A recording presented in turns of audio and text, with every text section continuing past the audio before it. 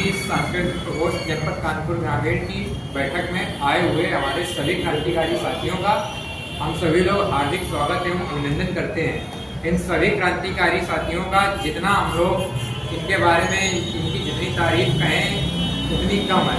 ये हमारे क्रांतिकारी साथी चाहे खराब मौसम हो, चाहे दूरी हो या कुछ भी हो, लेकिन इन्हें अपनी पार्टी से इतना लगाव है कि कहीं पर भी इनको अगर जरा सी बात पता चलती है कि आज हमारी पार्टी से संबंधित कोई कार्यक्रम है तो ये हमारे क्रांतिकारी नौजवान साथी अपना सारा काम छोड़ करके पार्टी के लिए हमेशा तत्काल उपस्थित होते हैं। तो ऐसे सभी क्रांतिकारी साथियों के लिए हम चाहेंगे आप सभी लोग जोरदार स्वागत एवं अभिनंदन करें। ये सभी साथियों ने जो अपना कीमती समय निकाल करके यहाँ पर आए। इसी क्रम में साथियों हम सभी लोग बस यही कहना चाहेंगे कि भारतीय जनता पार्टी की जो सरकार है ये किसान, मजदूर, छात्र, नौजवान हर एक वर्ग की विरोधी है। ये सरकार ऐसी सरकार है जो संविधान को नहीं मानती है। ये सरकार ऐसी सरकार है जो कानून को नहीं मानती है। ये सरकार ऐसी सरकार है जिसको संवैधानिक संस्थाओं पर भी कोई भरोसा नहीं है। ये सरकार देश में गंगा यमुनी तहजीब को खत्म करना चाहती है और ये सरकार आपसी सौहार्द को बिगाड़ने का काम करती है। जबकि होता ये है कि एक बार कोई जनप्रतिनिधि अगर नियुक्त हो जाता है तो फिर किसी पार्टी विशेष का नहीं रहता है।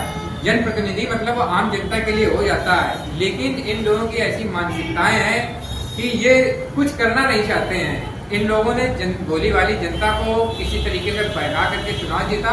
इस वजह से इनका जमीनी मुद्दों से किसी प्रकार का कोई लेना देना नहीं है। आज समाज का कोई वर्ग हो, चाहे छात्र हो, नौजवान हो, जवान हो, किसान हो, किसी भी वर्ग के लिए ये सरकार कोई कार्य नहीं करना चाहिए। ये सरकार वो सरकार है जो महापुरुषों का अपमान करने वाली सरकार है। आप देख लीजिए, चाहे हमारे संविधान के निर्माता बाबा साहब भीमराव अम्बेडकर जी हो या आप इससे पहले का घटनाक्रम देख लीजिए। अभी जयप्रकाश नारायण जी की जयंती थी, हमारे राष्ट्रीय अध्यक्ष जी को जब उनकी जयंती पर उन्होंने कार्यक्रम में जेपी पार्क जाना चाहा तब उन्होंने देखा ये सरकार महापुरुषों का अपमान करने वाली सरकार है। इस सरकार से हम लोग कोई अपेक्षा नहीं कर सकते हैं। ये सरकार शुरुआत में तो कहती थी कि हम किसानों के बहुत हितैषी हैं। आप सभी लोग देख रहे हैं, यदि सरकार किसानों की हितैषी है तो किसानों की आय दोगुनी करने के लिए क्या किया? इस सरकार ने किसानों की आय दोगुनी नहीं करी, बल्कि किसानों के खाद की बोरी से ही इन्होंने चोरी कर ली। तो ये इनकी नियत है। ये सरकार यदि कहती है कि हम किसान के हितैषी हैं, तो अगर ये सरकार किसान हितैषी है तो दिल्ली में आंदोलन कौन कर रहा है, धरने पे कौन बैठा हुआ है? और यदि किसानों की हितैषी है तो किसानों की गाड़ियों के नीचे कीले लगा करके किसानों को क्यों रोका जा रहा है? किसानों के खिलाफ ये काले कानून कैसे आए? तो ये सरकार ना तो किसानों की हितैषी है। और यदि बात करें नौजवानों की, तो नौजवानों की स्थिति आज आप लोग देख रहे हैं। नौजवानों को नौकरी नहीं देना तो दूर, जो नौजवानों की पक्की नौकरी थी उस नौकरी को छीन करके इन्होंने ठेके पे नौकरी देने के लिए काम किया। 4 साल की नौकरी कर दी। अब आप ये समझिए, इनको 60 साल 70 साल के बाद भी इनको जनप्रतिनिधि बनना है, लेकिन वो नौजवानों को इन्हें केवल 4 साल के लिए नौकरी देना है। अब आप ये बताइए, पढ़ा लिखा नौजवान है जो हमारा, ये कहते हैं हम लोग बेरोजगारी खत्म कर रहे हैं। अगर बेरोजगारी खत्म कर रहे हैं, किस आधार पर ये लोग कह रहे हैं कि बेरोजगारी खत्म कर रहे हैं? हमको तो नहीं दिखता कहीं से। हर एक परीक्षा का ये लोग पर्चा लिख कर रहे हैं। तो आप ही बताइए, ये सरकार कैसे है?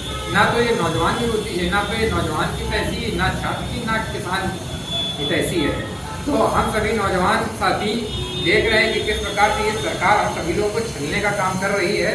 तो हम सभी लोग यही कहेंगे, इन सभी चीज़ों के प्रति हम लोगों को जागरूक करना है और इस सरकार का तख्ता पलट करना है। क्योंकि इस सरकार में इस सरकार का कोई भी आम लोगों की समस्याओं से कोई वास्ता नहीं है। किसानों की आय दोगुनी करने के लिए इनके पास कोई प्लान नहीं है। लेकिन बड़े बड़े उद्योगपतियों का आप देख रहे होंगे, करोड़ों अरबों रुपया इन्होंने माफ कर दिया। महंगाई आज चरम सीमा पर है, लेकिन देश कहीं पर भी जाए इस सरकार को किसी प्रकार का कोई लेना देना नहीं है। और ये लोग जो महापुरुषों का अपमान कर रहे हैं, तो हम लोग ये इनको बता देना चाहेंगे कि इस लोकतांत्रिक देश को लोकतंत्र के दायरे में ही चलना होगा। हम सभी लोग लोकतंत्र को मानने वाले लोग हैं, महापुरुषों को मानने वाले लोग हैं और हम लोग गांधी जी के दिखाए हुए रास्ते पे चलने वाले लोग हैं। तो हम लोगों को बस यही कहना है कि अभी हम लोगों के राष्ट्रीय अध्यक्ष माननीय अखिलेश जी ने कहा कि ये पीडीए विरोधी सरकार है।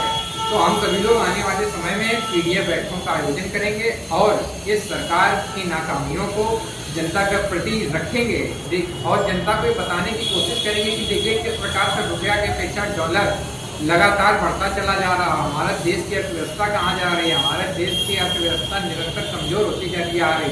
किसान आत्महत्या करने के लिए मजबूर है, नौजवान के पास कोई नौकरी नहीं है, छात्रों के लिए कोई इनके पास एजुकेशन का इतना तगड़ा प्लान नहीं है। तो ये सारी इस सरकार में सिर्फ और सिर्फ खराबियाँ ही हैं, कोई अच्छी सरकार नहीं। हाँ, सरकार हमारी भी हम समाजवादियों की भी सरकार थी, इस सरकार को हमारी सरकार से प्रेरणा लेनी चाहिए।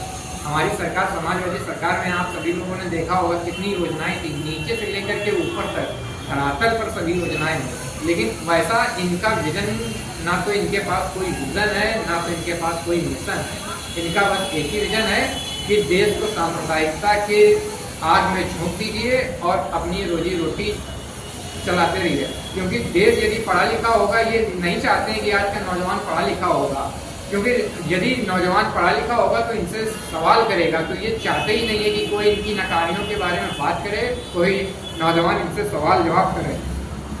और साथ ही साथ ये एक ऐसी सरकार हम लोगों ने देखी कि इस सरकार का मुख्य उद्देश्य सिर्फ और सिर्फ चुनाव पर रहता है। किस तरीके से अन्य प्रदेशों में देखिए पार्टियों को तोड़ना हुआ, ये सरकार सिर्फ उसी चीज में बिजी है, लोकतंत्र को कमजोर कर रही है। और कहीं ना कहीं आप लोग देख सकते हैं कि किस तरीके से सरकारी एजेंसियों का दुरुपयोग हो रहा है। तो ये जो चीजें इस सरकार में हो रही, आज से पहले कहीं नहीं हुई। तो हम सभी समाजवादी लोग संकल्पित हैं, ये दृढ़ संकल्प करते हैं कि हम सभी लोग गांधी जी के बताए हुए रास्ते से, गांधीगिरी के रास्ते से जा करके हम लोगों का मकसद कोई